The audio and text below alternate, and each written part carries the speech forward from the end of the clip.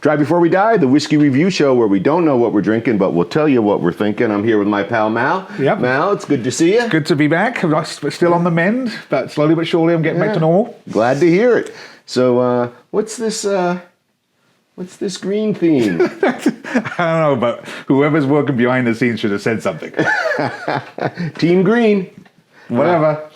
Who was that guy? All right, so let's see if we can bring you there. Okay. We'll do this real quick. This is a green. All right. Did you watch Sons of Anarchy? No. All right, so there was a character named Half Sack. Okay. All right, so he got blown up in the war around midsection. Yeah. All right, understand what we're talking about? Yeah. All right, who's green? Married to Drew Barrymore for a little while? Oh, that moron.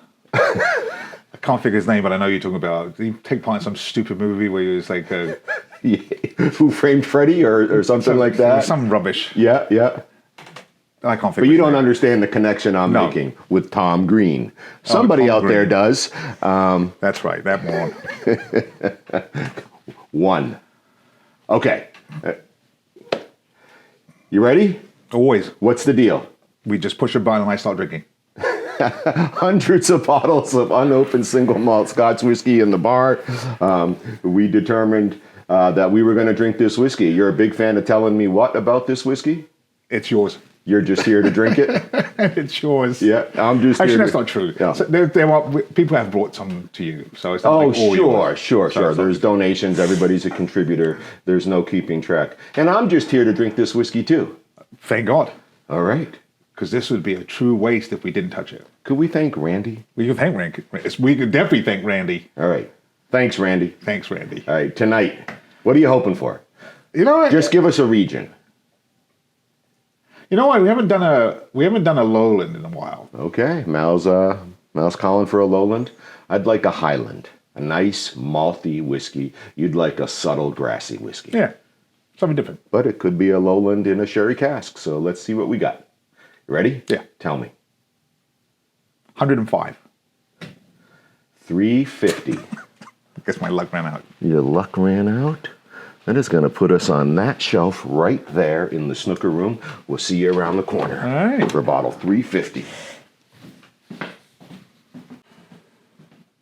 Nailed it. This is the shelf. So bottle 350 brings us to the bottom. We start at 351 right there. So that brings us to this 10-year-old Islay Sherry Oak Finish Laphroaig.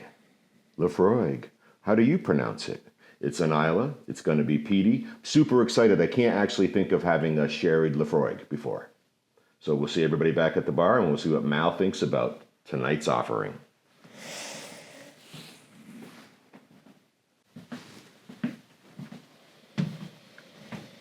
Hey, buddy. Yep, we were both wrong. We were both wrong.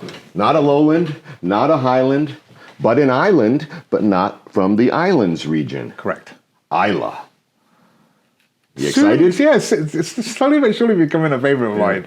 Yeah, so we got the Laphroaig 10-year-old Sherry Oak Finish coming in at 48% ABV. Okay, so this will be interesting because I believe we've had the 10-year-old, the normal Laphroaig, right? Yeah, the standard core release. Correct. Was it? We had the Ardbeg. I thought we did the 10 of this, but maybe not. We Maybe may, have. This is season 6, everybody. And we may have just been that we just drank it. Yeah. All right. This has been here for a spell, so hopefully we are good with the cork. I think we're going to be okay. Oh, there you go. That had an interesting, That was explosive. like a double note. All right. Look, I show you this plastic. All right.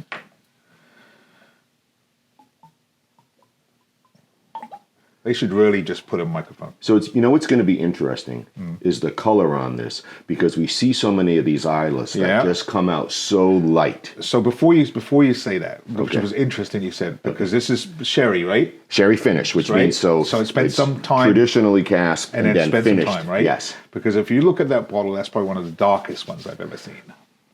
I'll agree. I mean, the green bottle, right, Correct. often contributes to deception. Definitely should put a microphone there. Oh. This is unlike a Laphroaig we've seen before in terms of its color. Correct. All right. All right. So right off the bat, we're already talking about the color because we've been deceived so many times in terms of the very light with the very rich flavor, Yes. really robust flavor. Do you know anything about Laphroaig that you want to bring up or Not put really. on the table? Not that I could just throw out like a tidbit of information like you do. Though I have enjoyed. Yeah. So we did the Carchis. Kerchis. Yeah, Carchase. Carchase. Kerchis. So we did that, and that was Yeah. thoroughly I think enjoyable. is friendship. That was thoroughly enjoyable. Yes. And I'm pretty sure we've done the normal 10, their normal standard 10. But like I said, it could have been something that we just drank up at Ramblewood. Right, and I think we've done maybe the cask strength 10-year-old. Oh, maybe that's what it was. Yeah, and early days, we did a bonus episode of a 15-year-old too, because it was already opened here in the bar before the show started. And confident we've done others. I can't see around the corner, but there is a row of open Laphroaigs. Yes. All right. Well, I don't have a super piece of information other than this is a favorite of King Charles III. Oh, really? Yeah. Oh, Yeah, he's a big fan of the Laphroaigs. Yeah. interesting. In fact, I think that sometimes they private label under a different name, High Tower, High something, High Barn. I'll have to look into it, but when we were in Scotland, one of the crew got a bottle. I think it's a Laphroaig, and but it's the king's personal cask that he put out there, I believe, for charity. So Highgrove Yeah. is what I rarely mouth from him. But All that's what it right. was. It's like, you pulled that out of your pocket? No. Highgrove. Highgrove. Yes. I was there when it got purchased in Ballata, which is the town, the big town close to Balmoral Castle. Okay, color, Mal.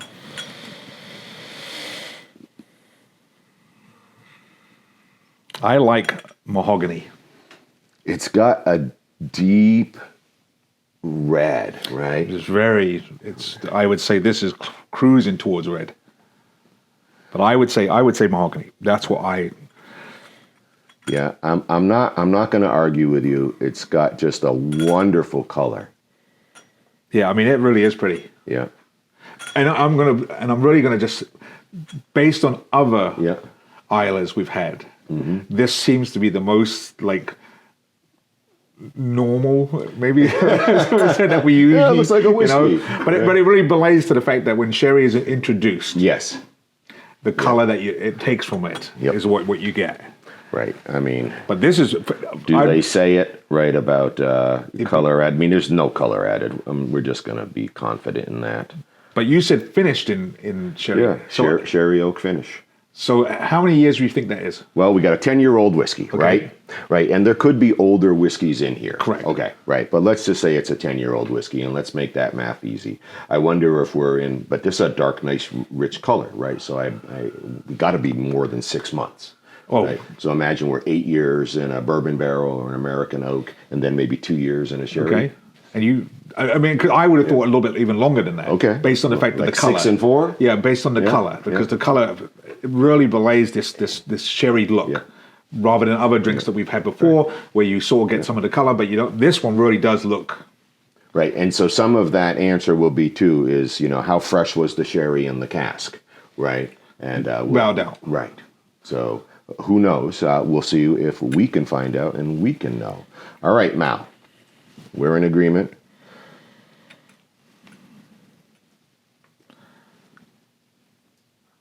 Just hanging all over, Yeah. but not running. Not really. Yeah, It's like a slow burn. yeah.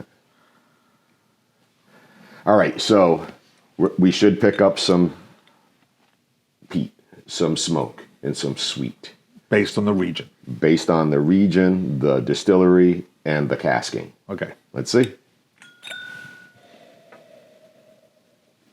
Sherry first, immediately, and then very potent smoke. Yeah, there's something there in there that's definitely tingling my nose. And then What was the ABV? You remember? 48. 48. And then it's really smoky. Actually, I like the way that smoke, so it's like layered. It's almost like you've got sherry on top, and then underneath it there's this smoke that just runs parallel with it.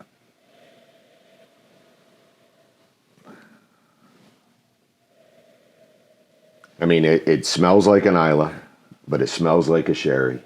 And it smells like what they say it is. And then a little bit of sea. I got a little bit of maritime. Little salt. I can give you that. But I would have thought this would have been in the 50s based on what it's been doing to my nose. It is tingly. But that could also be the peat. Because remember, the younger the peat is, right, in the age statement, the more potent the peat will be. The peat mellows and rounds as it lengthens its time in the cask. But it's not off-putting. No. In fact, I'm really curious and anxious to try this because we know where we go with these unadulterated Islas, right? When it's just a straight oak cask and peated malt, we know what that's going to bring. This is going to bring something a little different to us. Think of, Malcolm, think of the Perpetuum. Yep. Right? That was an adulterated Ardbeg and done wonderfully. All right, you done? Yeah, there's something else in there that's actually really, really pleasant.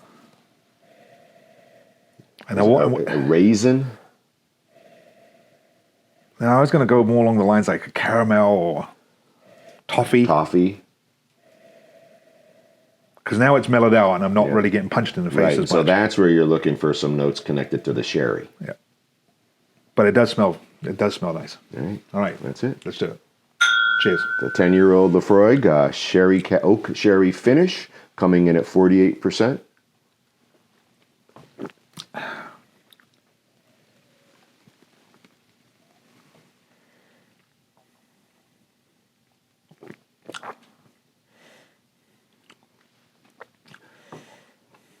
So I kept it in my mouth for quite some time. I tasted zero peat, zero smoke. I got a very thick, viscous sherry whiskey. And then when I brought it back, that's when I got the layer of the peat influence. Yeah. Agree totally with you. It's very, very flavorful. In the sense, I almost think I want to put my hat on that toffee. Because that initial pull was almost like when you suck on a piece of toffee and it starts to melt and it starts to drip down your throat. That's what it felt like. And then you get that sherry, sulfury, slightly sulfured look. And then it ends and you're almost like you're taken right back to Islay. Right. It ends with the peat experience. Correct. Right, and absolutely. My mouth is coated with that peated feeling. Right. You can see some legs now in my glass. Yes. I 100% recommend trying this whiskey in the front of your mouth for the first pull because that peat is lingering. And so my second pull, though I did the same thing, I had a peat experience in the front side as well because it's lingering in the back. So that first pull, keep it in the front of your mouth, have that full-on sherry experience without any peat influence at all. Then you bring it back. And now you're drinking a Laphroaig, you're drinking a peated whiskey that's been finished in a sherry cask. It's got good mouthfeel. It's thick. Do you agree? Yes. Right? Yep. All right. So you're hanging your hat on some toffee? Something like that. It's some sort of, it's not a fruit. I don't think it's a fruit. Okay. I would say it's some sort of toffee, caramel, something along those lines. But it's ridiculously flavorful. I feel like I would want to go more to caramel than toffee. I'm not a big sweet eater. No. Right? But that peat in the backs, that's where the maritime is still spending its time, right? Because the sherry's not following it all the way through. The sherry's hanging in the mouth, and the back is peated maritime whiskey. That sherry, to use a phrase, gets washed out. Yep. And what I like is that the peated whiskey experience for the rest of the journey in the mouth is not sharp or stringent.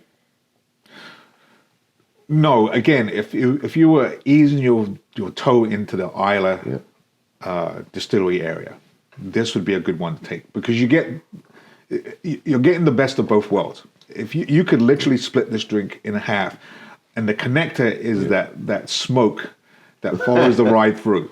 And Right. That's where you get After the first drink. after the first drink. Because that first pull, if you drink it the way that I'm recommending, Yep. you don't have get all the any of flavors. the peat. It's not you're not going to have that because now my mouth is coated, Yes. and all I can taste is that medicinal. Right, you have that what you get. traditional Islay Correct. experience. This is what I'm going through. Right, but I don't find it that medicinal, to use your word. I don't find it sharp or astringent. No. Right. I just know it's there. Right, it's pleasant. It's like we're starting to hit some of that sweeter spot with the aging of peated whiskey in barrels. So it's not like the Wee Beastie, which you and I have had. Correct. Right, where it's so young, so youthful, That it so just- present. Right. You This know is it. starting to round 10 years. And again, there may be some older barrels in here helping that peat experience be more rounded. And I got some warmth. As I took another sip, I've got some warmth. Yeah. You know, I this would be something I would think on a cold day. Damp day. But you didn't want to really get yourself into it. Yeah. You just wanted something pleasant. You know, maybe you had a meal and you have it as dessert, and then after the fact you were just standing on your deck and you're just taking things in, a little cool, Right. just enough to keep you warm. Not that all whiskey isn't sipping whiskey, but this would be a sipping whiskey. Yes. Right. That you would enjoy, and you should always enjoy all your whiskeys, but this is a whiskey that you should take your time with to have that full range of experience. Yeah, I think as a general note, Yeah. I think if you were to race.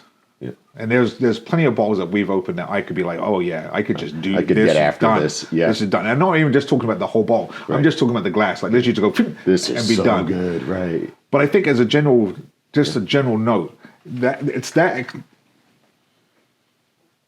that experience of trying to find, not that I'm ever right, but it's that experience of trying to find something, to be able to like, oh yeah, I can sort of get there. Oh, I got this. I think that is the keynote of drinking Scotch.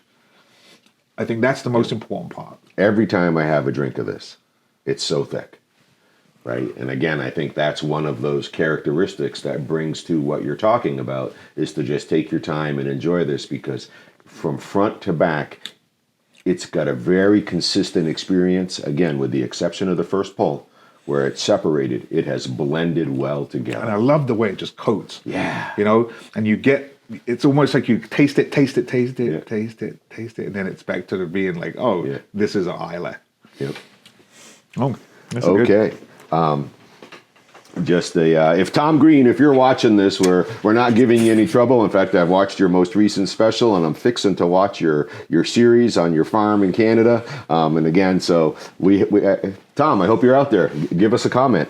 Mal, what would you do with a whiskey like this?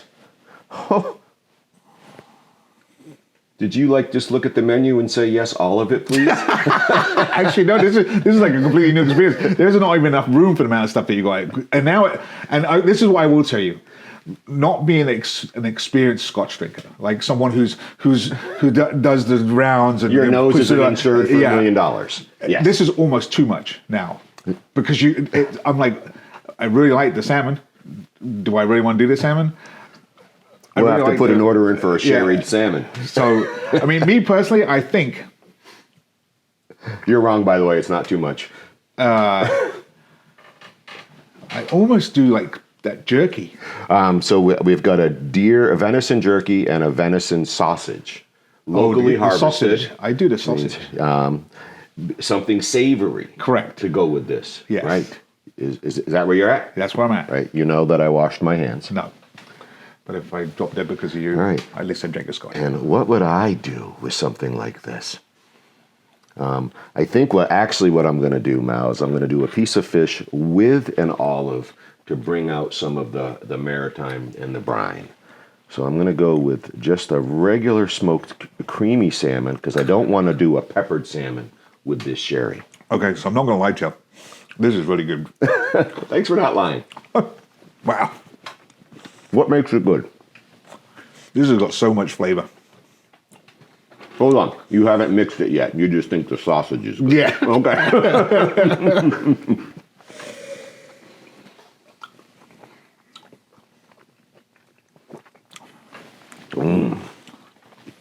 That works really well, just the salmon and the, I think, Kalamata olive. That's really interesting because of the savouriness of that sausage, and there's a good hint of spice on there. It makes the drink ridiculously sweet. Okay. And I just had the opposite. The salmon and the brine with the olive brought out all the peat. Okay. Right, I lost all the sweet. Yep. And I just moved into an Islay. All right. It's like See, I have none of that now. Right, so you did the opposite. You're all in the sweet Yeah. and the savory, right? And I went all Islay. If I was to do a tasting, I would have a hard time saying this is an Islay based on how it finished this time round, because that's that's a little bit more, please. Because the way it's finished, I now have this venison sausage spice at the back of my, which is now occupying the back of my mouth. Right. And all I'm getting is that front where we discussed the keep it in the front of the mouth, Yep. and now that's all I'm really getting. Right. So this is interesting that that's Right, played out that real way. good juxtaposition here. And again, that just shows there's not always necessarily the perfect accoutrement or the only accoutrement. Two things can be true at the same time. Did you know that? Yeah. Like I'm cool and you're not? If you say so. You're cool, buddy. Yeah, well, I'm you lame. really like that. You really blew it. All right. I'm just going to. All right, let's see what the crew's got for us. This really great Laphroaig.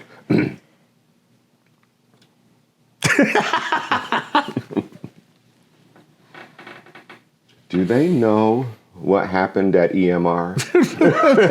It's someone bound to be savvy enough to start putting the pieces together. To those who have seen us at our best and at our worst and can't tell the difference. Cheers. Cheers, mate. What a great whiskey. Have that first hit, experience the separation, then move on to this wonderfully blend of experiences between sherry and Islay. But then it's the accoutrement. If you pick a direction, it brings it out in the whiskey and muffles the other side. Correct. And what I like about this is just it's another great expression from the Islas. Yeah, great whiskey.